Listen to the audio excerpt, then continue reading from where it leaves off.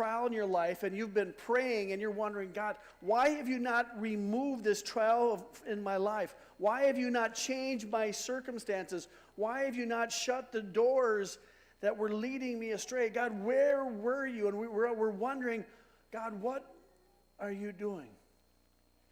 And we question that all the time. This morning we're going to read in Daniel chapter 6. And I'm just going to read verses 15 through 23 at the moment. Daniel chapter 6, starting at verse 15. It says, "Then the men went as a group to the king and said to him, 'Remember, O king, that according to the law of the Medes and the Persians, no decree or edict that the king issues can be changed.' So the king gave the order, and they brought Daniel and threw him into the lion's den. The king said to Daniel, 'May your God, whom you serve continually, rescue you.' A stone was brought and placed over the mouth of the den, and the king sealed it with his own signet ring and with the rings of his nobles, so that Daniel's situation might not be changed. Then the king returned to his palace and spent the night without eating and without any entertainment being brought to him, and he could not sleep. At the first light of dawn, the king got up and hurried to the lion's den. When he came near the den, he called to Daniel in an anguished voice, 'Daniel, servant of the living God, has your God, whom you serve continually, been able to rescue you from the lions?' Daniel answered, 'O king, live forever. My God sent his angel, and he shut the mouths of the lions. They have not hurt me because I was found innocent in his sight, nor have I ever done any wrong before you, O king.' The king was overjoyed and gave orders to lift Daniel out of the den. And when Daniel was lifted from the den, no wound was found on him, because he had trusted in his God." You know, when we look at this verse, we often look at the miracle that was done was God shut the mouths of the lions. And we think, well, that was the whole miracle there in itself, and that was it, and we don't think much else about this story. But I want to give you another picture today, a picture of what God didn't do for Daniel, in hopes that maybe it'll bring you some comfort today. You know, I want you to picture this lion's den. I want you to start to realize what the den would have been like. You know, it's not like what you would see when you go to the zoo. You've got these lions just frolicking around in their den that they're in their captivity. You know, there's trees and some sand, and they're just rustling around, and they've got, you know, water and food and stuff to eat, and this isn't the picture. This isn't what that den would have been like. This den, the only opening that was in there was the one that was on top where they dropped Daniel into. And this den, the lions, they would have been kept in there, and they would have been starved, so that when the victims, in this case it was Daniel, so that when Daniel was thrown in, that he would be immediately devoured. That was the role of this whole den. And so in this den, it would have been, especially after they closed that lid with a stone. They sealed it. And it's nighttime, so now it's even darker. It would have been, even if it was daytime, it would have just been a dark pit. And think of what's in there. This isn't a place where they've got the groundskeeper coming in and cleaning up all the lion feces. It would have just been there. And so there would have been a smell of the urine, their feces. It would have just been a smell. And realizing that this is probably, I don't know how many lions, because it tells us later in Daniel that all the ones that accused Daniel, they were thrown into the den, and before they even hit the ground, they were devoured. And so there had to have been a few lions that were in that den. And so think of the smell of that. But then think of the smell of death that would have been in there. Because this den was a place of imminent death that would have been used before. So it's not just dark. It's not just smelling of urine and feces. It's smelling of death. Of the bodies that would have been devoured before. Of the flesh that would have been ripped apart before. And this is where Daniel lands. As he's sitting there in the darkness, the only thing that he would have seen was probably the eyes of the lions. And as he's looking around and feeling around, he grabs a femur bone from one of the previous victims, or something of proof of what was there before. You know, obviously it doesn't tell us these things in the Bible, but we know based off the history of what these dens would have been like, that this is what would have been in there.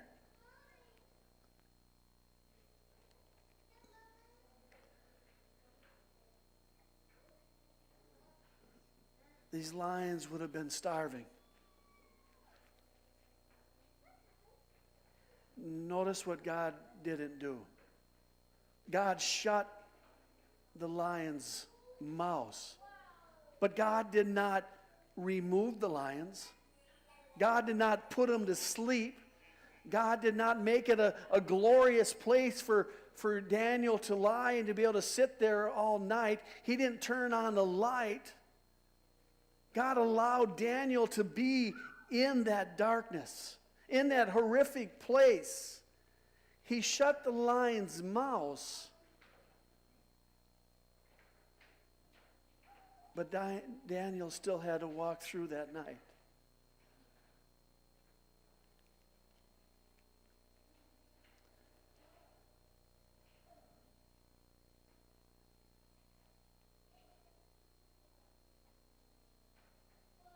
Daniel would have been able to still hear the lions walking around.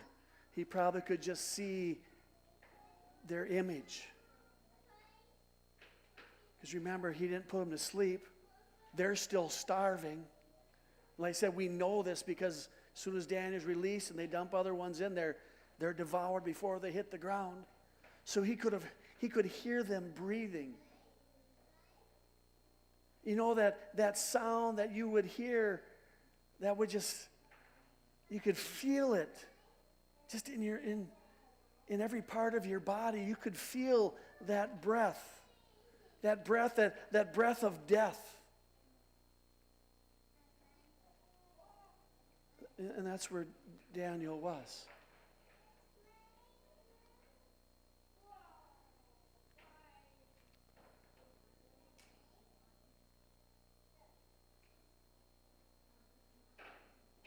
You know, as humans, we always want an escape route. We're always thinking, you know, when we're in that pit, we're praying a prayer, and we want God just to remove us now. God, take care of this, eliminate this, kill this off, make it bright and beautiful and glorious. And if that doesn't happen, we think, God, where are you? I said we've only focused on this verse as the miracle is God shut the lion's mouth, and Daniel was just in there glorious. He just, I'm doing great. But can you picture it? You know, it's not like walking into a barn and you smell the cows. It's like, to me, it's like being in the pit where all the cows' waste goes day in and day out, never removed from. That smell that just sticks with you. And you can smell it in your skin when you walk out of there. that feeling that death is right there, breathing. And you're questioning, is it going to happen now?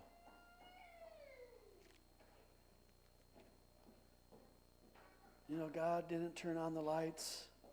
He didn't remove the stone and provide a ladder for Daniel to climb out and escape. He didn't just miraculously zap Daniel out of there and place him in a safe place.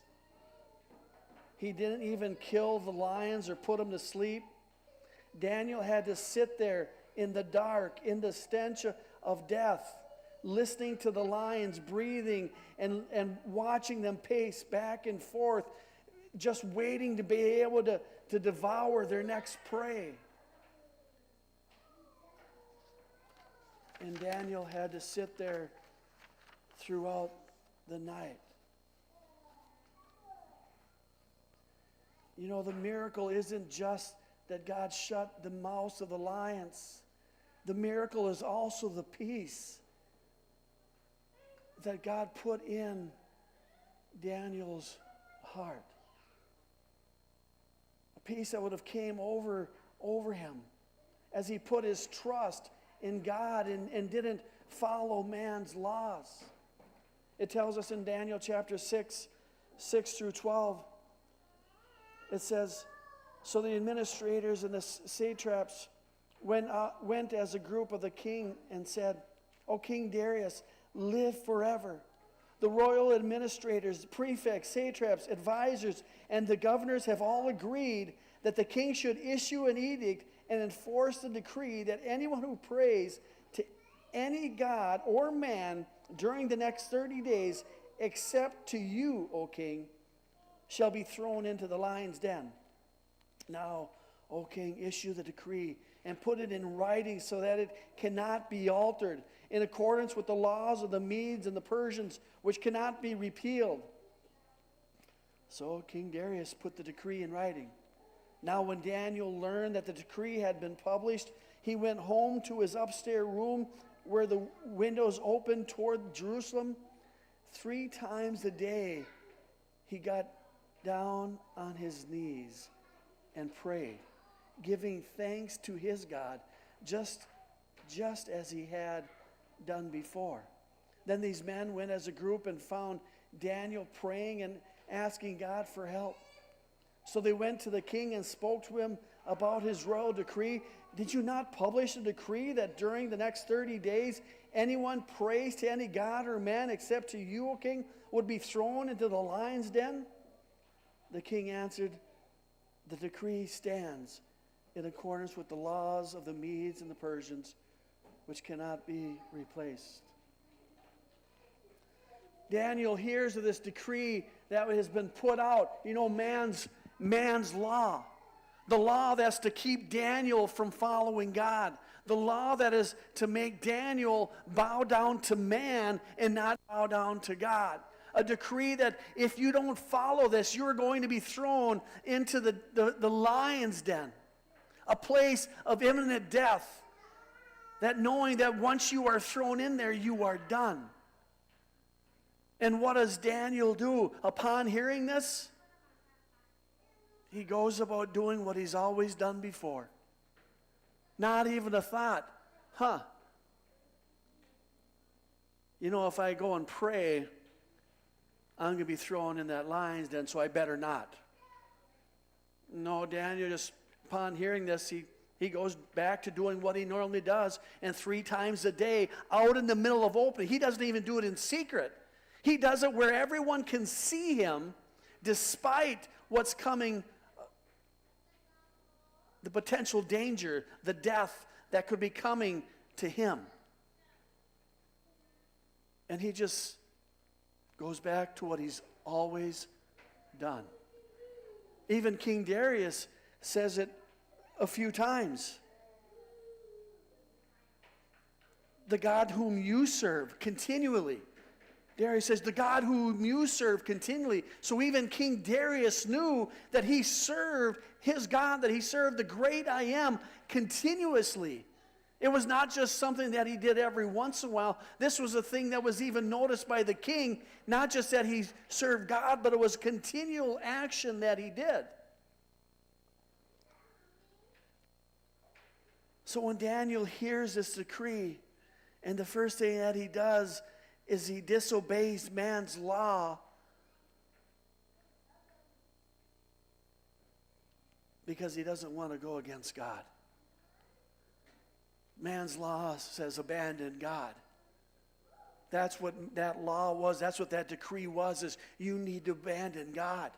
There are laws that are put in place that want you to abandon God. And upon Daniel hearing this, he just, yep, I'm just going back to my normal day. And I'm going to make sure that everyone sees me. I don't care what the decree is. Why? Because he trusts.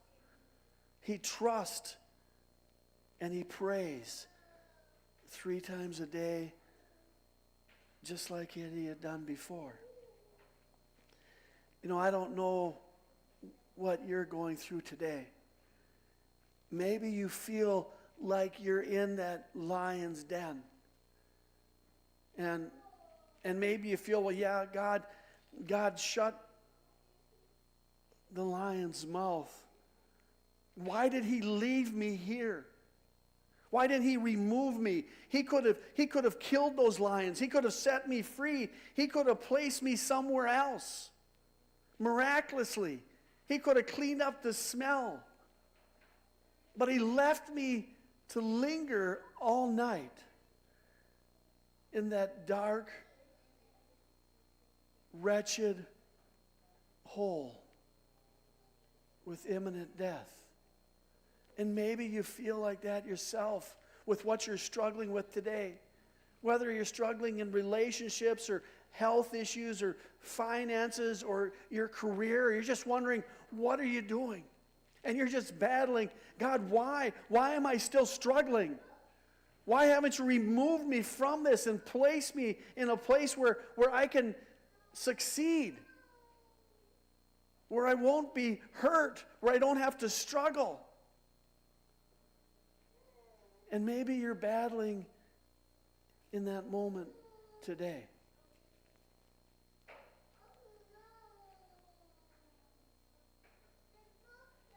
I'm just glad that I wasn't Daniel. Because he was placed in a spot that he should never have survived. Can you imagine all night, 12 hours, sitting there? You can smell death. You might even remember those bones that are scattered across the ground. You might even remember whose bones they belong to. Maybe they were someone that you knew.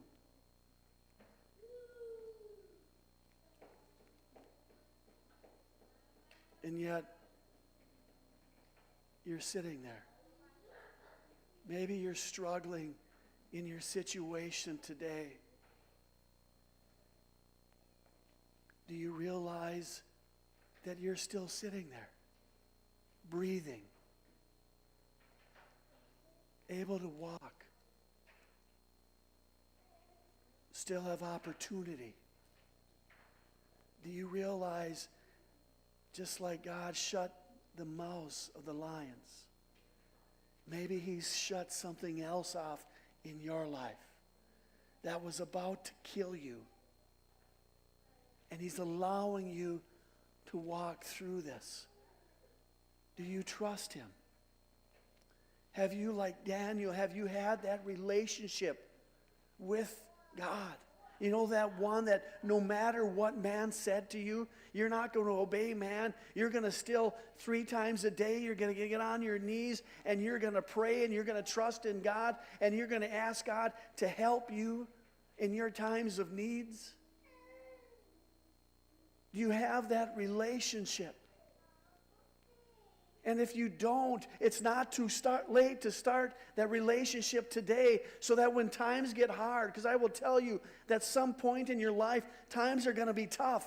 It's going to be a struggle. You're going to have those moments. God says that we're going to face trials of many kinds. Some are going to be simple, and some are going to make you feel like you're Daniel sitting in that pit with that wretched smell, thinking you're facing imminent death. Have you built a relationship where you can trust Him, even as Daniel did? In Philippians chapter 4, 4 through 7, Philippians chapter 4, verses 4 through 7, it says, "Rejoice in the Lord always. I will say it again, rejoice. Let your gentleness be evident to all. The Lord is near. Do not be anxious about anything, but in everything, by prayer and petition with thanksgiving, present your requests to God, and the peace of God, which transcends all understanding, will guard your hearts and your minds in Christ Jesus." I think this is where Daniel was, because he had that relationship, because he was daily, routinely, just as a normal part of his life, and he didn't stop it because of man. He just continued to follow God. That when he's in that den, that pit, he just had a peace that surpasses all understanding. Why? Because he built a relationship with God, trusting in Him. Like I said, maybe you feel like today you're in that lion's den. You don't know how you're going to escape from this situation that you're in. It's dark. It smells like death. You can feel the threats of life in the marrow of your being. You're alone. You feel like you're in this place of hopelessness. It's these times that we truly need to rejoice. It says to rejoice in the Lord always. Always. Not to be anxious about anything, but to rejoice. This is when we truly need to be in prayer and thankful for our situation. But we don't wait for those moments. We don't wait for those moments of hopelessness to now I need to get on my knees. We need to be on our knees days, weeks, months, years before that, so we have that normal relationship of being on our knees, praying to God, asking for His help, thanking Him for everything. So in those moments we're not anxious and having panic attacks and struggling, but we just have this peace because we trust in Him. We know that even though we're in this disgusting, wretched situation, that God will not fail us. He will not leave us. He will not abandon us. It may seem, horrific like Daniel, but do you realize that that God has shut the lion's mouth in your situation as well? He may not have completely removed you from it, but He has removed that danger. And now He's allowing you to walk through it, trusting in Him, following Him. It says in Daniel 6:23, it says that no wound was found on him. Why was no wound found on him? It says because he had trusted in his God. When we're in those moments of hopelessness in our life, it's dark, dreary. It's just a dirty place where we at. It smells of death. And we're struggling with what's going to happen to us now. Do we have the trust that Daniel had? Where there will be no wound found on you. Why? Because you simply just trusted. Even in the darkest of situations in your life, you just trusted. You don't know how this is going to be restored. You don't know what's going to change. You don't know what's going to happen. But you're just going to trust. Knowing that on the other side of this, what the enemy meant for harm, God will use for good. Are you trusting that the God that you love will restore you? That the God that you love will provide for your needs? That the God that you love will protect you in everything? Are you trusting in Him? Proverbs chapter 3, verses 5 and 6. Proverbs 3, verses 5 and 6 says, trust in the Lord with all your heart, and lean not on your own understanding. In all your ways acknowledge Him, and He will make your path straight. Do you trust in the Lord with all your heart, with every part of your being? Are you trusting in the Lord? Not just in the good times, but when there's a struggle, when there's a battle, when hardship comes, when you see that this next situation is life, it seems hopeless. Are you trusting in God where hope can be found? In no place, nowhere else, but in God alone. Are you trusting in Him with all your heart? And not leaning on your own understanding, because then our own minds will defeat us.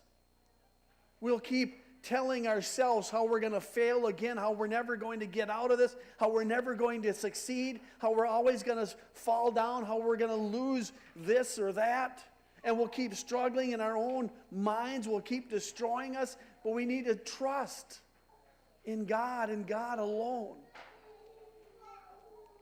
Because yes, for man, it is possible. For you, it might be impossible. But for God, all things are possible. Are you trusting in Him that even through this darkest hour, that He can deliver you? Just as He delivered Daniel.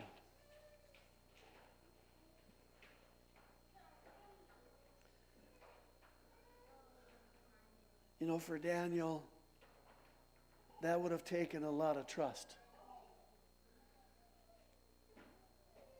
Have you been able to picture the situation that he was in? As soon as he was grabbed, he had to know that he's going to be devoured. And then he lands on the floor of that den. And nothing happened. And then they put the rock over the den, and now it's even darker. There's no escape. Nobody can save him. And he just had to simply trust. And he was able to trust because he had that relationship with God. And he had asked God to help me in my times of need. And he just trusted. And the situation, it didn't get better the longer he sat there. All of a sudden, the smells,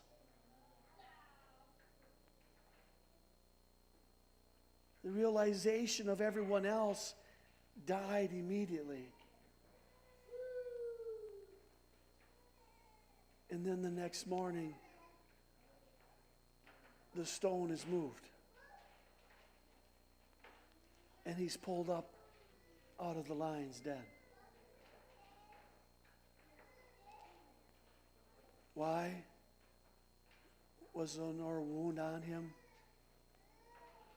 Because he trusted in the Lord. Often, when we don't trust, and we lean on our own understanding, we'll find that we get hurt more. We'll find that we sink deeper into that pit more. Because we weren't just trusting in God. We didn't have a peace. And most likely we didn't have a peace because we didn't first have that relationship. We weren't building on that every day. It wasn't a natural part of our life.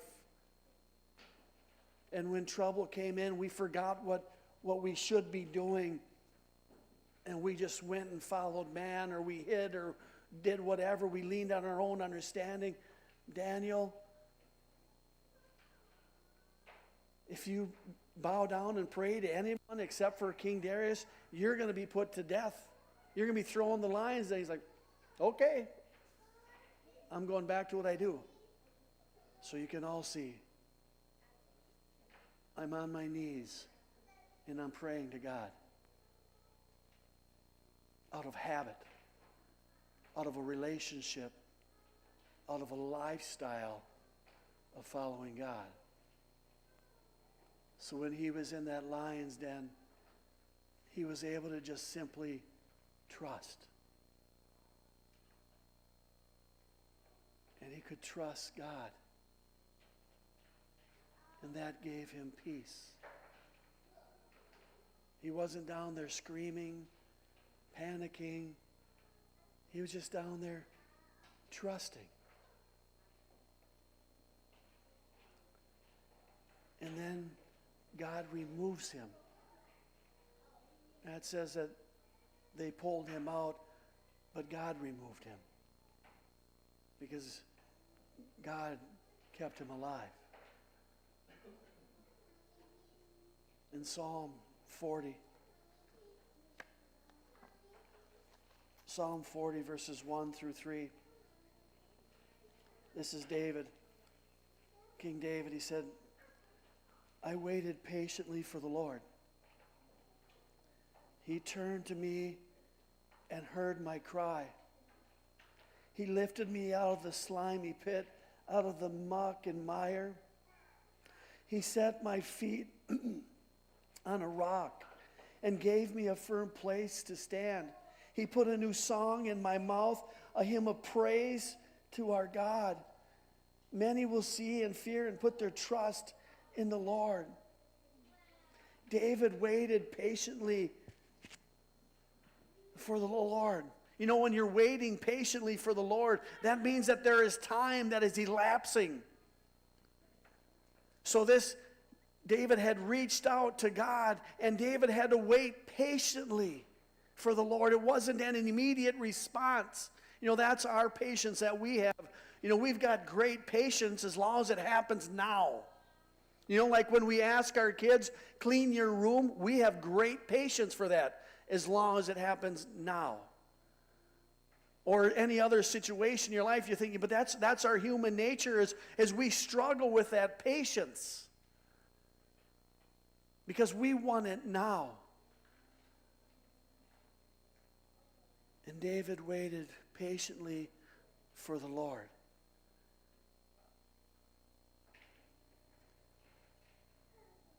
And God turned to him and heard his cries. David had been crying out to God, God, help me.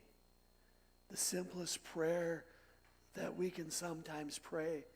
God, help me. As I said, maybe you feel like Daniel. There's something going on in your life, and you're in that stench. It's horrific, and you feel like there's no hope, and you've been crying out to God, and you're saying, God, where are you? And you get impatient. God, where are you? We need to be like David and wait patiently. Continue to cry out. Continue to ask for God's help and know that he will hear our prayers and he will answer them. But he'll answer them on his timing, because his timing is always right. Do we trust in Him? Because when we trust in Him and when we wait patiently for the Lord, it is then that He will reach down into that muck and mire. And He will pull us out like Daniel. He's down in a spot of death, in a stench. And that next morning, God pulls him out and places him on solid ground, away from any danger. And God desires to do that in each of our lives. But it might not happen today. It might not happen tomorrow. You may have to spend some time. You may have to go through the night. You may have to go through the week. You may have to go through the year. And it's going to be a struggle, but are you trusting in God? Are you building that relationship with Him? Continually being in prayer.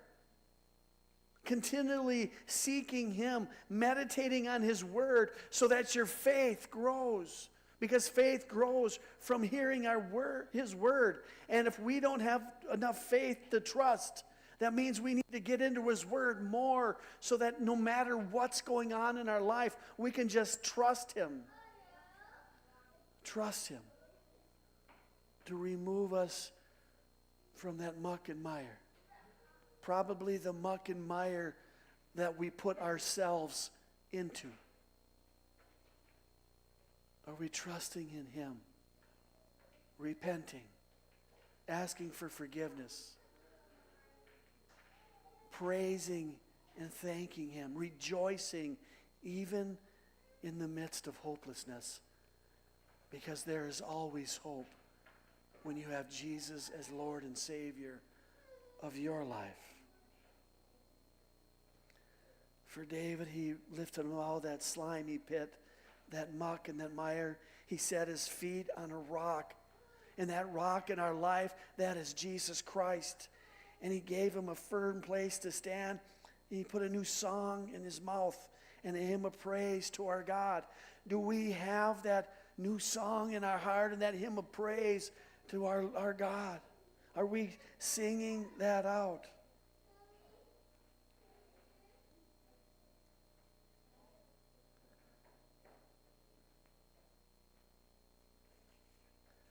You know, as I said, I don't know where you're struggling today.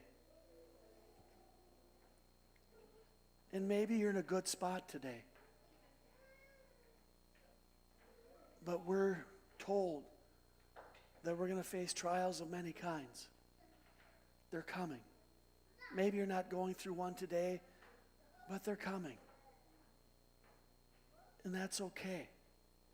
It's okay to go through those trials because God will use them to build our character, to draw us closer to Him, to remove those flaws and defects from our lives. But do we trust in Him? Do we trust in Him? Have we built that relationship that we know that God works for the good of those who love Him? Do we know that God is working for your good because you love Him? He takes care of even the birds of the air. How much more will He take care of you?